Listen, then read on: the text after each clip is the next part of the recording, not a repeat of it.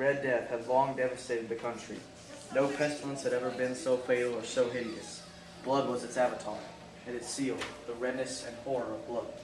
There were sharp pains, and sudden dizziness, and then profuse bleeding at the pores, with dissolution.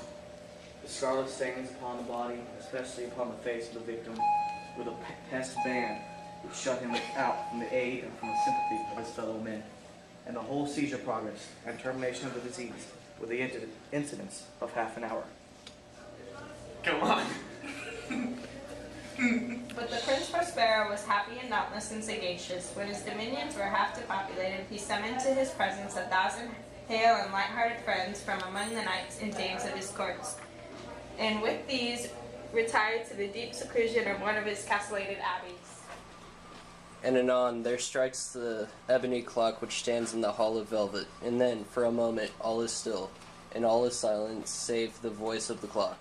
The dreams are stiff frozen as they stand, but the echoes of the chime die away.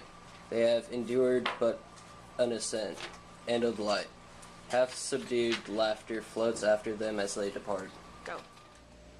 When the eyes of Prince Prospero fell upon this spectral image, he was seen to be convulsed. In the first moment was a strong shudder either of terror or distaste, but in the next, his brow reddened with rage.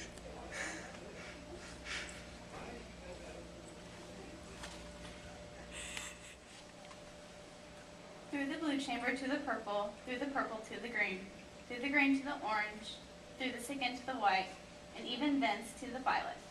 Ere a decided movement had been made to arrest him.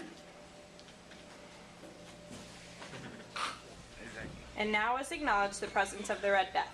He had come like a thief in the night and was dropped the revelers in the blood-bedewed halls of the revel, and died each in despairing posture of his fall, and the life of the ebony clock went out with that of the last of the gay, and the flames of the tripods expired, and darkness and decay of the Red Death held illimitable dominion over all.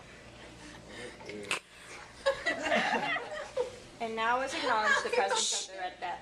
He had come like a thief in the night, and one by one dropped the revelers in the blood like a thief. What?